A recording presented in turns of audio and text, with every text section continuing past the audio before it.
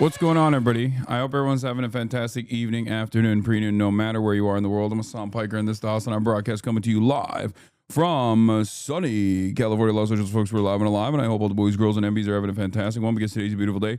Today's a wonderful day. Today is a very spectacular, special, excellent day, folks. We're live. We're alive. I got a new jersey on. Is that the reason why it's a very special day? Is what might be in some people's minds, but the real reason is because it is Friday. Trump got bored. Trade wars are back on. Hell yeah, baby. Let's go. Let's get started. Let's get it twisted. Fantastic stuff. Love to see it. Love to hear it. We have just been informed that Canada, a very difficult country to trade with, including the fact that they have charged our farmers as much as 400% tariffs for years on dairy products, has just announced that they're putting a digital services tax on our American tech companies, which is a direct and blatant attack on our country. They are obviously copying the European Union, which has done the same thing and is currently under discussion with us also.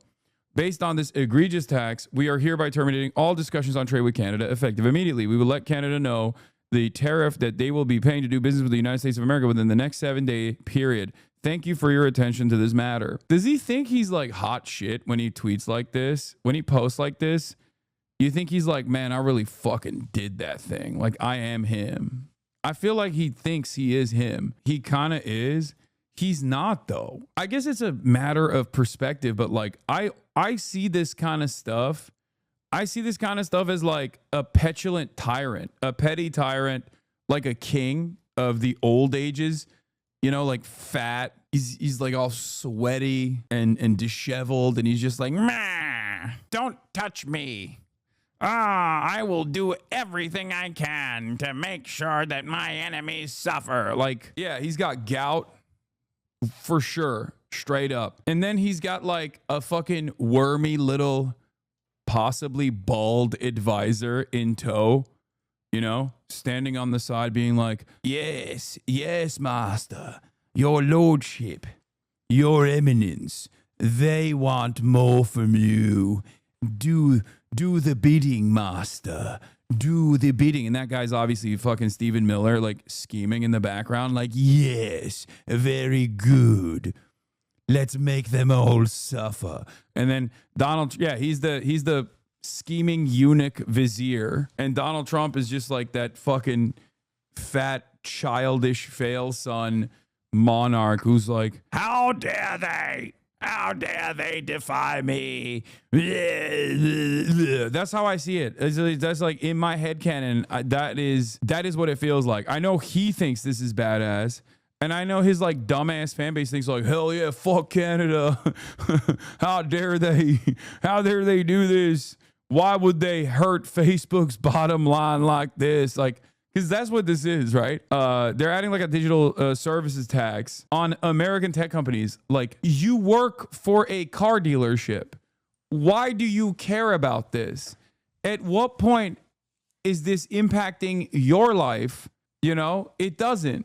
Just Trump said it does. So now you feel slighted. It's just so strange.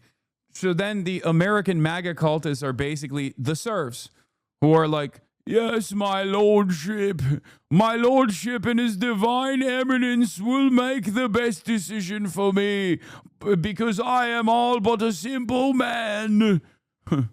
Yes, my lord. The monarch is making decisions for lords that the serfs will never reach the status of, and the serfs are still like totally on board with it. I don't know, but I suspect there were probably plenty of serf mindset people back in the day as well, that they were just like truly on this tip where they thought that the God had ordained the king. So like the grand design for the way theocratic monarchies had to work was, you know, it was the glue that held it together was God. Canada tried to pass a law that would make Meta pay Canadian journalists for their media, and Meta got so pissed they decided to ban Canadian news outlets from posting on their outlets. It's been horrible for us. This is the Court Jester. This is Stephen CHEUNG, Trump's director of communications. He's Trump's official presidential troll and helps him develop and said insults and rants on his social media accounts. Wait, this guy's awesome. Oh my God. Wait, for real? Wait, this dude is fantastic. Bro, he's so cool. What? he looks so perfectly rotund. I didn't know we had guys like this. I thought only China had guys like this. You know what I'm talking about? The guys that will just like open up 8 bottles of fucking beer in a row and then just like start whirlwind dumping it. Like I've never seen such a perfectly shaped man. Oh my God. Oh, I love this guy. Okay, I changed everything. This is exactly the type of dude that you want in your team. You gotta have like a fucking weird looking dude like this, like a disheveled, rotund, weird looking dude. This is awesome. Okay, he's your opposite. He probably says to his friends that he is Chinese white. Yeah, I'm white Chinese. He's Chinese white. Maybe I'm wrong on this. Maybe I'm off base with this, but like, I think you need guys like this. You need to have dudes like this in your corner. This guy is awesome. I need to see more of him. I love him. This is President Trump in his element, just hanging out with people at a Waffle House on a Saturday afternoon. Wait, he was on CNN? No, he's not. For the guy who handles communications, he seemingly never really communicates. Wait, except... Look at his head. It's so sick. Oh, that's bro, he looks like he has the dimensions of a One Piece character. He has the perfect dimensions of something that you can only draw. I didn't realize that you could have a human in the real world look this way without any sort of like AI or without any sort of Photoshop. Like, this is peak character design. I love him. Oh my God. This is one of my new favorite characters now. I will be periodically checking in with Stephen CHEUNG, seeing what he's up to. Okay? This is incredible.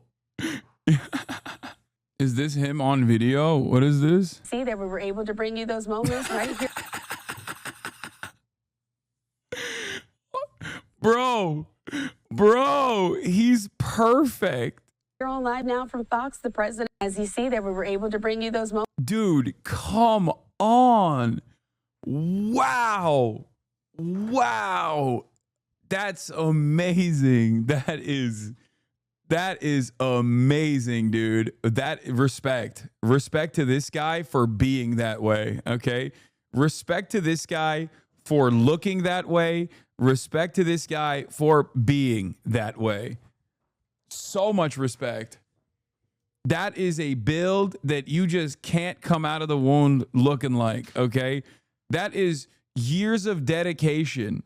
I often wonder with dudes like this, like if they know what they look like, and then do they actually lean into being like, you know, lean into like hench maxing or goon maxing? Because like at that point, you're like, all right, well, you know, what if I do Ozempic and then I look like fucking Pompeo? That's awful, right?